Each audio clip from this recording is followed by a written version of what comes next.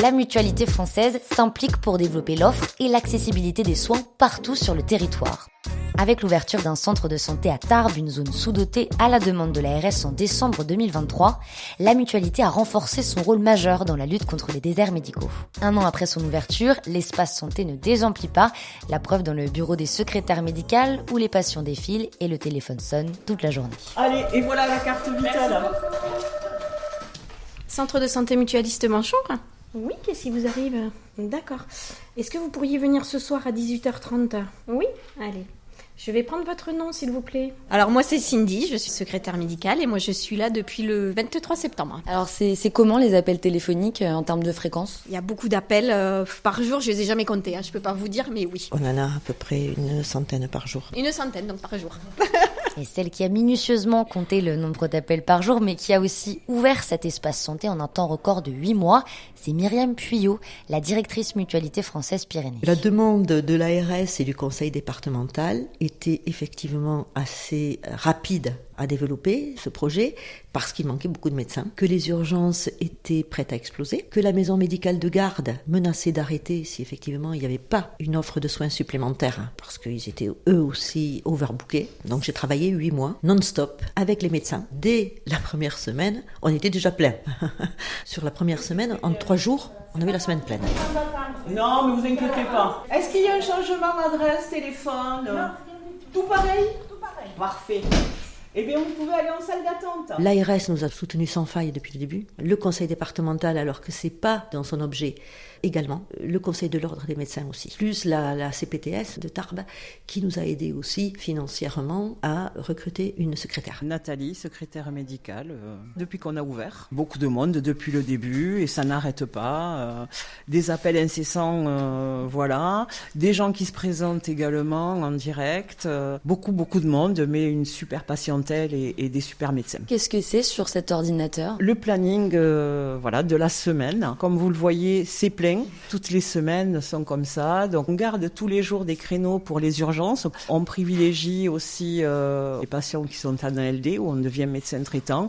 Et on suit quand même beaucoup de patients qui viennent chez nous parce que malheureusement, ils n'ont pas trouvé de médecin ailleurs. Ah mais s'il y a de la place, on fait rentrer tout le monde. Allez hop, on fait rentrer tout le monde. Merci. Oui, c'est ça, vous composez le 116-117. Je vous en prie. Bon courage, bonne journée. Allez, au revoir. Non seulement on se sent utile, mais en plus on a la reconnaissance des patients et les patients nous remercient tous les jours justement de l'ouverture du centre. On a cette reconnaissance tous les jours de la part des patients. Merci beaucoup.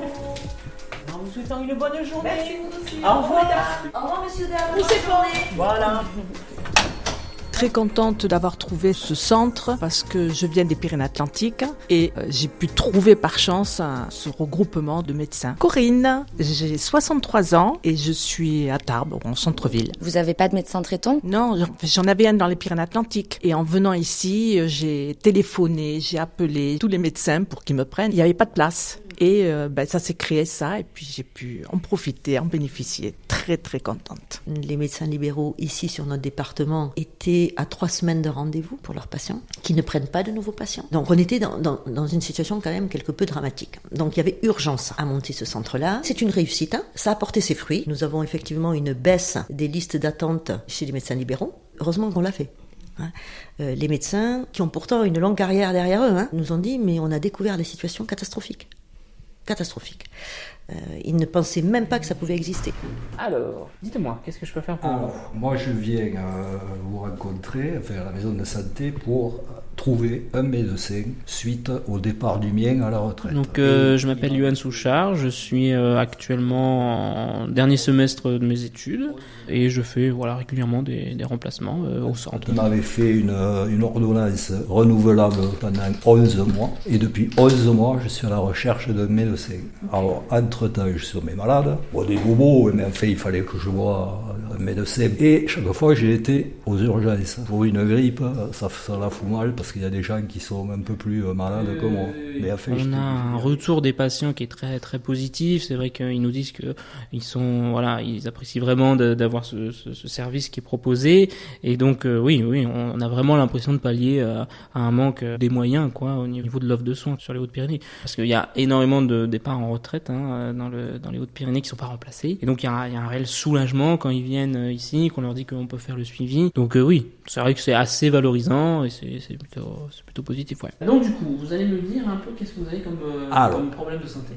Je vais commencer par le commencement, c'est-à-dire à l'âge de 20 ans, j'ai eu une forme de cancer des os, donc je suis sous mini-rein. Après, je suis bipolaire, donc là j'ai tout un traitement avec du Dépacote et du Xéroquel, de l'anafranide, voilà. Déjà, c'est pas mal. Vous êtes suivi par un psychiatre du coup? Oui, ouais. Là avant j'étais suivi par madame qui a pris aussi sa retraite. Et en 2017, j'ai fait un arrêt cardiaque et ça m'a déclenché ensuite une cardiopathie sévère. Voilà le résumé. Ok. Il y a ce qu'il faut.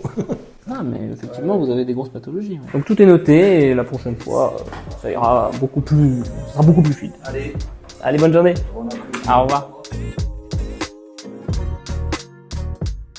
Docteur Condis, j'ai pris ma retraite depuis 5 ans et vu la pénurie de médecins, j'ai repris des colliers. Vous avez justement un patient, une patiente qui a pu vous marquer Au tout début, un homme de 60 ans qui avait une récidive d'un cancer du larynx, donc il est arrivé avec une trachéotomie, il changeait de département, il a été s'inscrire en cancéro à Pau, on lui a dit monsieur il n'y a pas de place, allez à Tarbes, il est allé à Tarbes et on lui a dit nous on n'a pas de place, allez à Pau. Et il a atterri ici et vous pouvez pas savoir comment il était content. Il avait à se gérer sa récidive plus l'absence de médecin.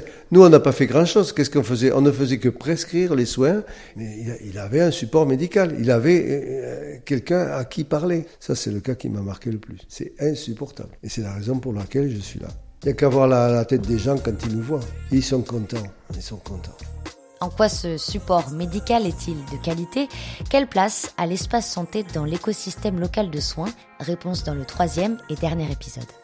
On prend les patients de la même manière qu'un médecin libéral. C'est pas une médecine au rabais. Principalement des personnes qui ont des grosses masses cancéreuses. On laisse ça pendant des années. Vous voyez, j'ai des dossiers médicaux là. Ce sont des patients en fait qui viennent un peu en amont du premier rendez-vous, puis j'intègre un maximum d'informations.